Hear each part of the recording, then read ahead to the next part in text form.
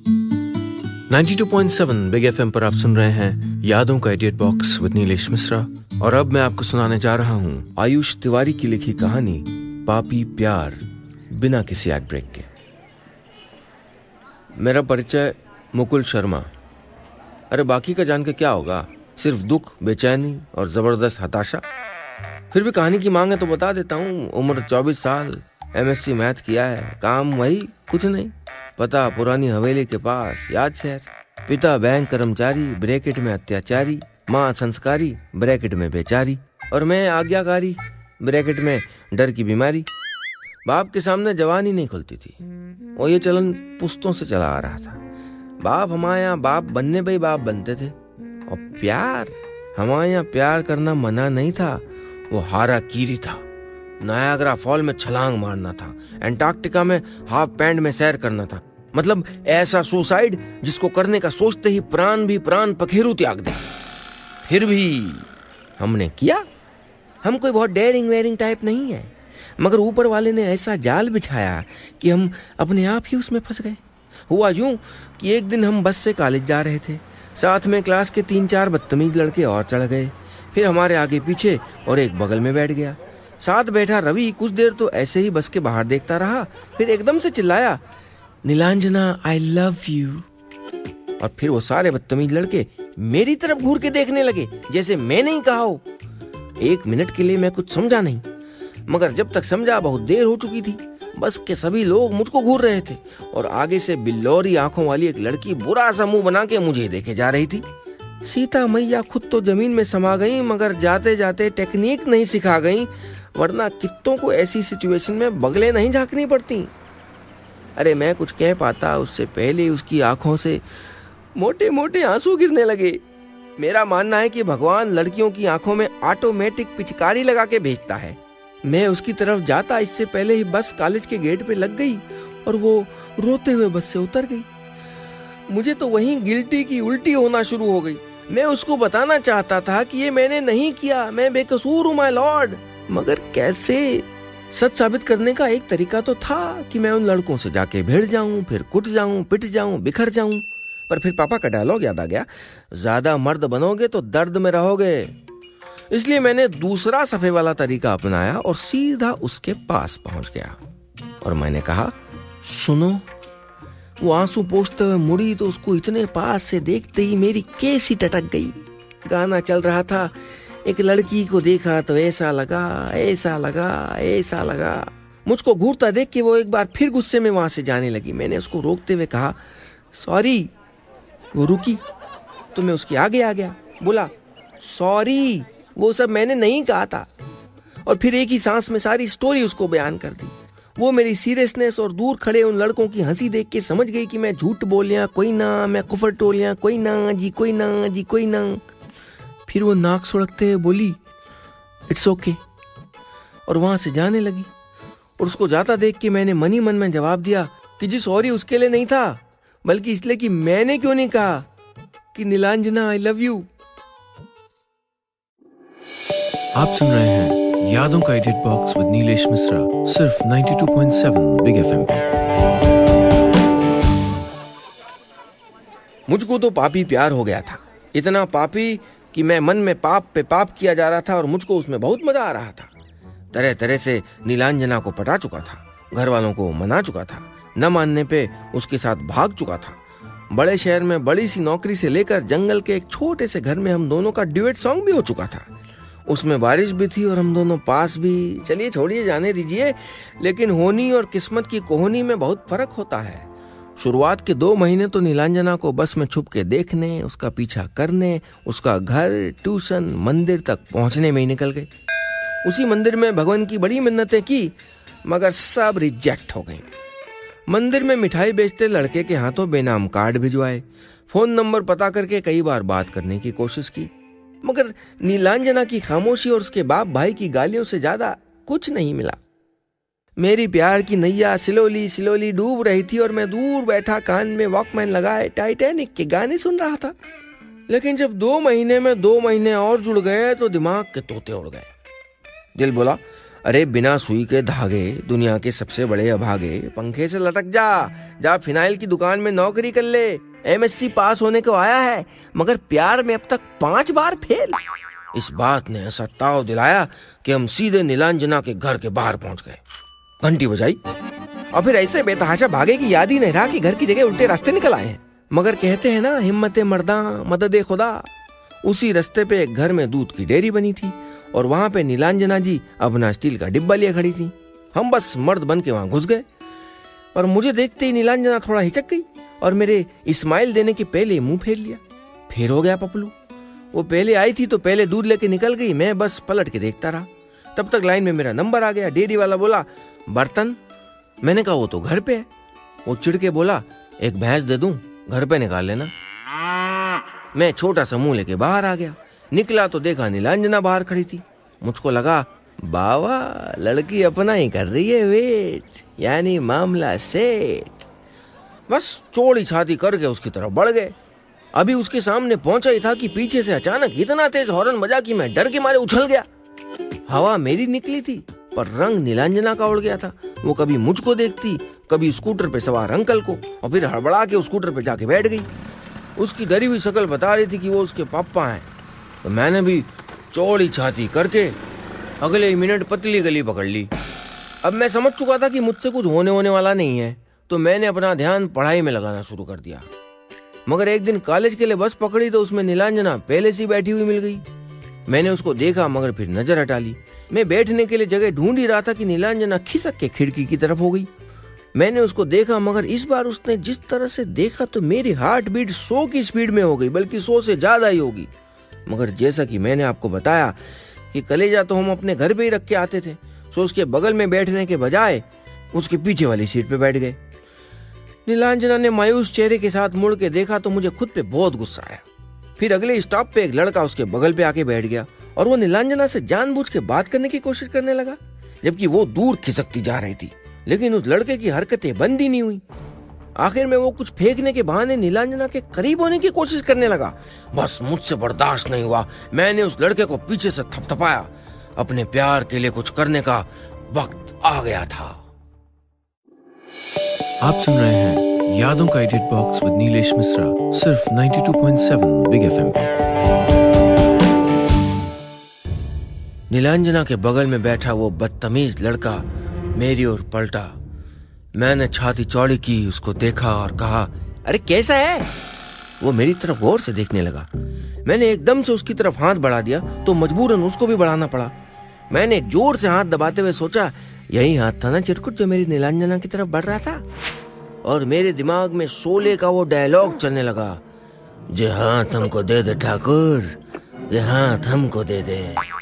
उसने भी उतनी जोर से वापस हाथ दबाया तो मुझको होश आ गया। मैंने दर्द से तड़पते हुए कहा, अरे अरे भूल गया, गौरव की शादी में मिले थे।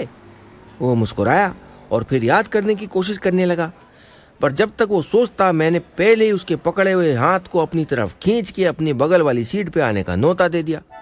वो गरीब मन में सोचते हुए वहां आ गया, मुझको एक टक देखने लगा। बोला, कौन, कोतवाली वाला गौरव? मैंने कहा, हाँ हाँ, और कितने गौरव को जानता है तू? क्या सही सवाल पूछा था मैंने। उल्लू सच में सोचने लगा कि वो कितने गौरवों को जानता है। और उसी बीच में मेरी और नीलांजना की नजरें फिर से मिल गईं, और इतने इत्मीनान से मिली कि उसकी आंखों में देखने के बाद कुछ और देखने का दिल ही ना किया। मेरे चेहरे पे अपने आप ही खुशी उमड़ आई और बदले में वो भी हंस दी। दिल बोला, हंसी तो आप तो जानते हैं कि क्या हुआ आगे, किसे पता है कि फंस तो मैं रहा हूं। बहरहाल उस लड़के को तो मैंने किसी तरह से अपनी इधर उधर की बातों में उलझाए रखा। छोटे शहरों में जान पहचान निकालने में बस 5 मिनट ही तो लगते हैं, तो हमारी भी निकल गई और दोनों लोग एक दूसरे को भाई भाई कह के बुलाने लग गए। फिर ये राम भरत मिलाप एक बस स्टॉप पे गले लग के खत्म हो गया। वो तो उतर गया, मगर मेरा दिल सूली पे चढ़ने के लिए पूरी तरह से तैयार हो चुका था। उस दिन के बाद से मैंने नीलांजना के साथ बस खेलना शुरू कर दिया। स्टॉप पे उसका इंतजार करता, उसके साथ रोज कॉलेज जाता। बस में दोनों एक दूसरे को देखते जरूर, पर मुझे अब भी यकीन नहीं हुआ था कि मुझ जैसा चोंगू उस जैसी परी को पसंद आएगा। सो उसके बगल में बैठने की जगह उससे 45 डिग्री का कोण बना के मैं उसको देखता रहता। मैं नॉर्थ में, वो साउथ में, और यहाँ पे पहली बार फिजिक्स का लॉ मेरी असली जिंदगी में काम आया था। North and south attract each other. और कुछ ही दिनों में हमारे बीच कुछ ऐसी नैना फाइटिंग शुरू हुई कि दोनों के दिल घायल होने में वक्त नहीं लगा। वक्त लगा मुझको कहने में, एक्सक्यूज मी, मेरा स्टॉप आ गया है, साइड प्लीज। सुना था इंसान की शब्दावली में 50 से 100 शब्द होते हैं। मेरी प्यार की शब्दावली में सिर्फ यही 6 थे। अब आप भगवान के लिए गिनने मत लग जाओ। जब अपनी जबान ने धोखा दे दिया तो हमने कलम उठा ली। सुना था तलवार से ज्यादा ताकत कमल में होती है, सॉरी कलम में होती है, सो लिख डाला, dear Nilanjana, I want friendship with you, any problem then tell me, your M. आप सुन रहे हैं यादों का idiot box with Neelesh Misra, सिर्फ 92.7 बिग एफएम पे। लेटर का जवाब आया, मगर ऐसा आया कि हम चारों खाने चित्त हो गए। लिखा था, आई एम सॉरी। पहली लाइन पढ़ते ही दिल में लगा टाइम बॉम्ब एक्सप्लोड हो गया और दिल के चीथड़े स्लो मोशन में चारों तरफ उड़ने लगे। दिल के चीथड़े अभी हवा में उड़ ही रहे थे कि मैं आगे बढ़ रहा था। बिना जान पहचान, बिना बात किए दोस्ती नहीं होती। दिल के चीथड़े और थोड़ी दूर उड़ गए। आगे लिखा था, बात करनी है तो कल कॉलेज में 2 बजे मिलो, एन। आए।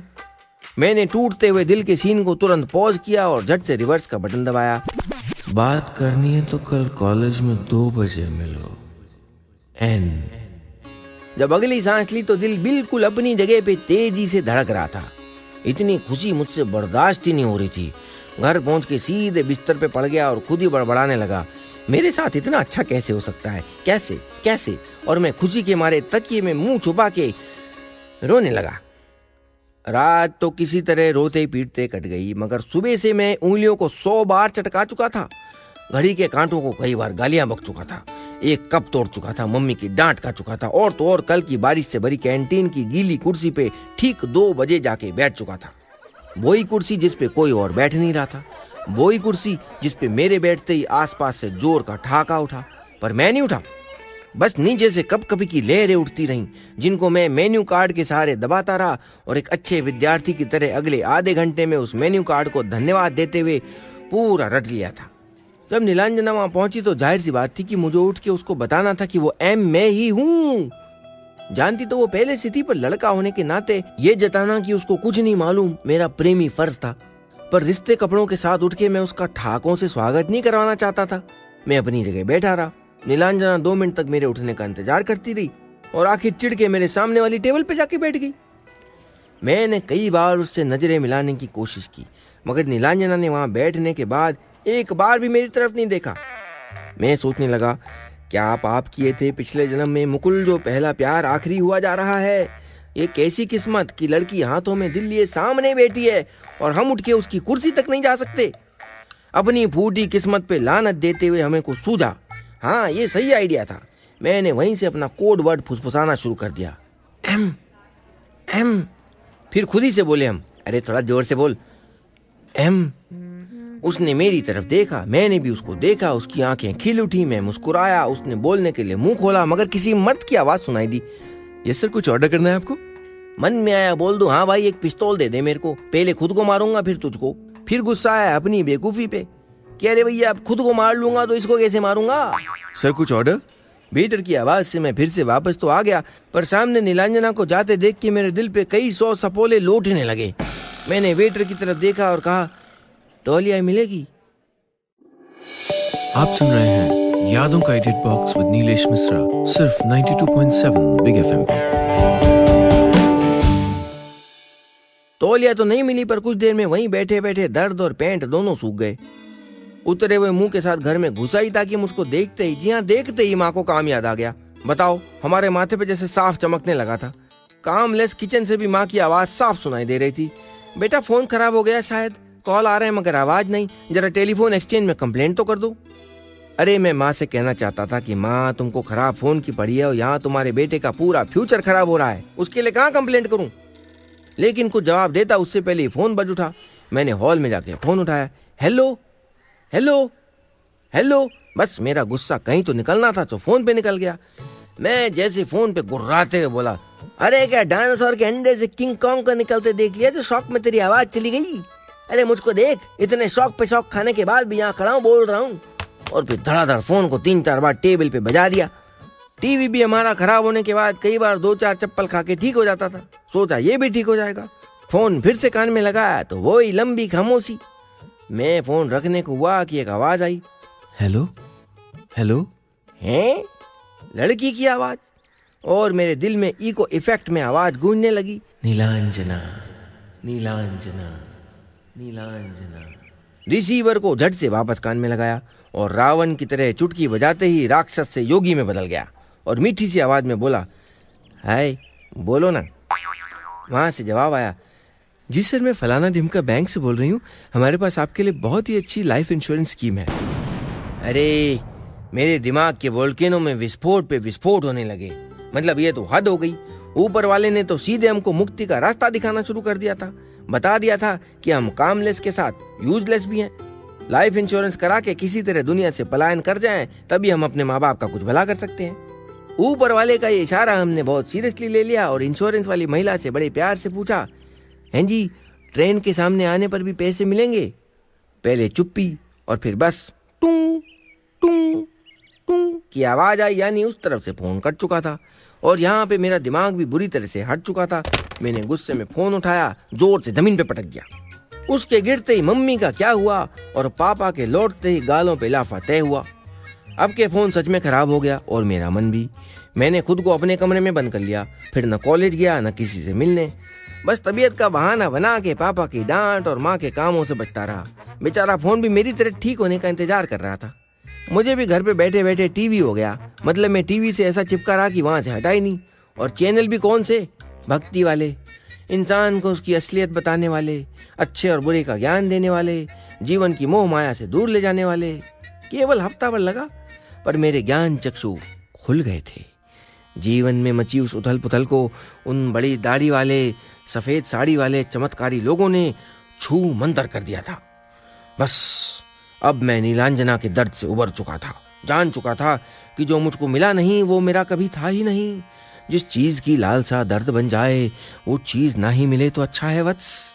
अब मैं एम से वापस मुकुल बन गया था और कसम खा ली थी कि हमेशा लड़कियों से 2 हाथ की दूरी बना के रखूंगा। लेकिन, जी हाँ लेकिन, उसी शाम घर की घंटी बजी और दरवाजा खोला तो सामने, जी नहीं आप गलत हैं, सामने पुष्पा खड़ी थी।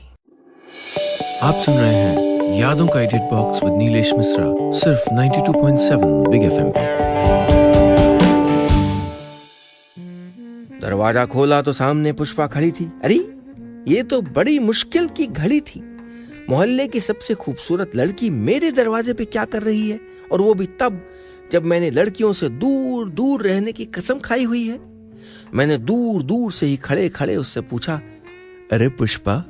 और मन में राजेश खन्ना का वो डायलॉग, अरे पुष्पा देख मैं तेरे लिए जलेबी लाया हूं, अपने आप ही चल गया।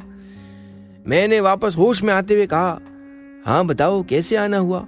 उसने एक ही सांस में बोलना शुरू कर दिया, आपको पता ही होगा एग्जाम आने वाले हैं, पर यह नहीं पता होगा कि इस बार मैं फेल होने वाली हूँ। आपको छोड़ के दुनिया की कोई ताकत मुझको फेल होने से नहीं बचा सकती। मैंने कहा, अरे अरे आराम से बताओ हुआ क्या।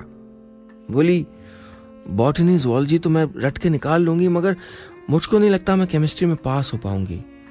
रवि भैया ने बताया कि आपकी केमिस्ट्री बहुत अच्छी है। कहा कि मैं एक बार आपसे केमिस्ट्री बना लूं, यानी आपसे एक बार पढ़ लूं। आप ट्यूशन पढ़ाएंगे क्या? रवि उसका भाई था जो एक टाइम पे मेरे साथ स्कूल में पढ़ता था, और देखते ही देखते वो हमारे एरिया और कॉलेज का सबसे खतरनाक गुंडा बन गया था।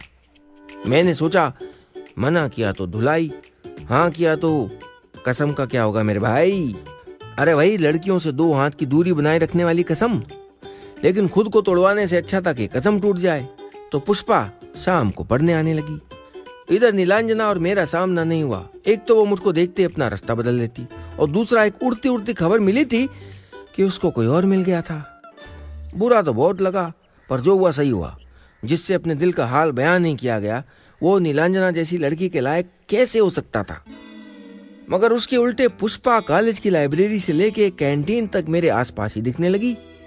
पर मुझे कुछ अजीब नहीं लगा, क्योंकि हम हमेशा पढ़ाई की बात करते थे। लेकिन एक दिन कैंटीन में उसने ऐसा एक सवाल किया कि मेरी हवाइयां उड़ गईं। वो बड़ी देर से अपना दुपट्टा उमेटे जा रही थी। फिर एकदम से बोली, एक बात पूछो, आप बुरा तो नहीं मानेंगे? मैंने कहा नहीं, पूछो। उसने तड़ से सवाल दाग दिया। मैं आपको कैसी लगती हूँ? और शर्मा गई। दिल बोला कैसी लगती हो? सूर्पनखा जैसी। दिखने में जितनी भी सुंदर हो, पर भाई तो तेरा रावण ही है। लेकिन रावण की बहन को कोई रावण की बहन थोड़ी कह सकता था जो मैं कहता। मैंने आवाज में भारीपन लाते हुए कहा, यह कैसा सवाल है? उसने आंखें तरेरते हुए कहा, सीधा सा तो सवाल है, आप इतने भोले मत बनिए। मेरी कनपटी से कुल 3 लीटर 250 मिलीलीटर पानी अपने आप ही चूना शुरू हो गया। मेरा रंग उड़ते देख के शायद वो समझ गई और बोली, कहीं आप मेरे भाई से तो नहीं डर रहे? डरिए नहीं, मैं कौन सा आपसे शादी करने के लिए कह रही हूँ। अरे बाय गॉड, मैं सुनते ही भड़क गया। मैं क्या तुमको कोई टाइम पास मूंगफली लग रहा हूँ? मैं वहां से उठा और उससे कहा, पुष्पा देख। और फिर वही डायलॉग, पुष्पा देख मैं तेरे लिए जलेबी लाया हूँ। चल गया मेरे माइंड के अंदर। मैं अपने मन के टेप रिकॉर्डर को एड्रेस करके चिल्लाया, अरे भगवान के लिए चुप हो जाओ। वो डर गई। मैं फिर भी बोलता रहा। मैंने कहा, मेरे मन में तुम्हारे लिए कुछ नहीं है, तुम में कोई बुराई नहीं है, तुम बहुत अच्छी हो, बहुत सुंदर हो, पर तुम मेरे लिए सिर्फ एक स्टूडेंट हो। मैं पहले से किसी और को पसंद करता हूँ। ये झूठ था कि सच पता नहीं, पर दिल में जो था वो जबान पे आ गया। मैंने कहा, आइंदा हम इस बारे में बात ना करें तो अच्छा है, वरना मुझे तुमको पढ़ाना बंद करना पड़ेगा। वो सिर झुकाए वहीं बैठी रही और मैं वहां से निकल गया। फिर घर पहुंच के 5 बजे का इंतजार करने लगा। प्रार्थना कर रहा था कि भैया दोबारा ना आ जाए ट्यूशन पढ़ने। मगर खराब किस्मत के मामले में मेरा कोई सान ही नहीं था। तो ठीक 5 बजे घर की घंटी जोर से बजी। दरवाजा खोला तो जैसे घुप अंधेरे में अचानक लाइट आ जाने से आंखें चौंधिया जाती हैं, वैसे ही मेरी आंखें चौंधिया गईं। मुझे कुछ समझ नहीं आ रहा था। पुष्पा में मुझको नीलांजना क्यों दिख रही थी? नहीं नहीं नहीं नहीं, वो पुष्पा नहीं नीलांजना ही थी, क्योंकि पुष्पा तो उसके पीछे खड़ी थी। वो आगे आई और नीलांजना को मेरे सामने बिठाते हुए बोली, सर आपकी नई स्टूडेंट। बाकी की कहानी सीधी सादी थी। नीलांजना मुझसे सच में प्यार करने लगी थी, पर जानना चाहती थी कि मैं बाकी कॉलेज के लड़कों की तरह छिछोरा हूँ या फिर उसके प्यार में सचमुच पागल हो रहा हूँ। पुष्पा उसकी सबसे खास दोस्त थी और उसके पास सच जानने का इसके अलावा कोई और तरीका नहीं था।